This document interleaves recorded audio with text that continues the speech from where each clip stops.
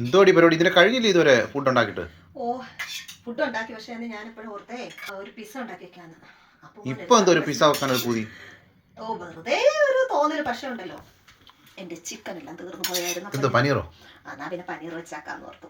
ഇതിന്റെ കാര്യത്തിൽ ഒരു തീരുമാനം എന്തെങ്കിലും വെച്ചുണ്ടാക്കിയാൽ പോലെ ഇങ്ങോട്ട് നോക്കാം. ദേ അതിനകത്തെ കുറച്ച് ചീസ് എന്റെ ചീസ് നല്ല ഷേപ്പിലാന്നല്ലോ വെച്ചേക്കുന്നത്.